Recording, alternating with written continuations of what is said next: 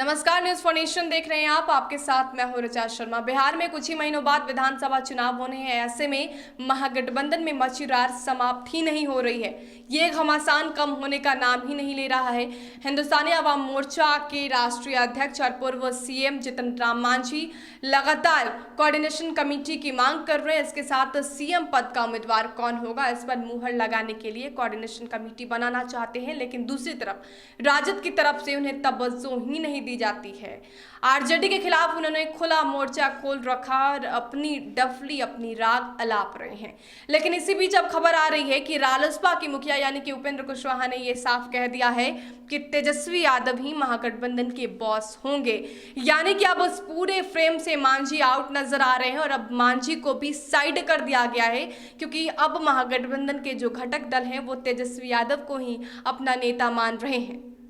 महागठबंधन में समन्वय समिति का मुद्दा उठाने वाले हिंदुस्तानी अवाम मोर्चा सुप्रीमो जीतन राम मांझी की मांग भले ही अब तक पूरी नहीं हुई, लेकिन उन्होंने अपने दम पर चुनाव की तैयारियां शुरू कर दी हैं।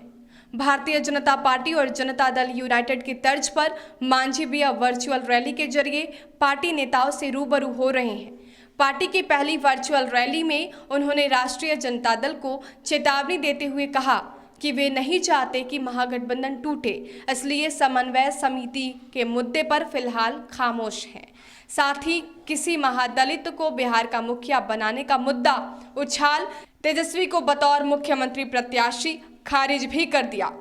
कल तक तेजस्वी के सीएम फेस पर ऐतराज जताने वाले उपेंद्र कुशवाहा ने भी अब मांझी से मुंह मोड़ लिया है। उपेंद्र कुशवाहा ने यह कहा है कि तेजस्वी को सीएम प्रोजेक्ट करने पर उन्हें कभी ऐतराज नहीं रहा है। साथ ही कुशवाहा का यह भी कहना है कि इस मामले पर महागठबंधन के सभी दलों के साथ बैठक होगी और तब फैसला लेना चाहिए। तो अब ये स्पष्ट हो गया है कि अब उपेंद्र कुशवाहा भी तेजस्वी यादव के साथ है, यानी कि अब मांझी को उन्होंने भी साइड कर दिया है।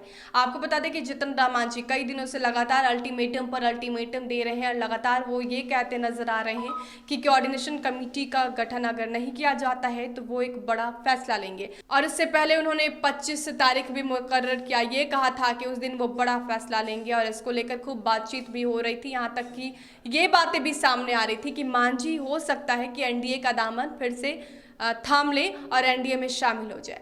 हालांकि ये सब अटकलें ही रही और इस पर विराम भी लग गया है, ऐसी कोई बातें सामने नहीं आ रही है। लेकिन लगातार अल्टीमेटम देने के बावजूद भी तेजस्वी यादव की तरफ से मांझी को तवज्जो नहीं मिल रही थी। लेकिन फिर भी मांझी लगातार उनके खिलाफ मोर्चा खोल रखे थे और अब ये स्पष्ट हो गया है जब से अब उपेंद्र कुशवाहा की तरफ से ये बयान सामने आया कि महागठबंधन का असली बॉस तेजस्वी यादव ही हैं, यानी कि महागठबंधन का उम्मीदवार, महागठबंधन का जो नेता है वो तेजस्वी यादव है।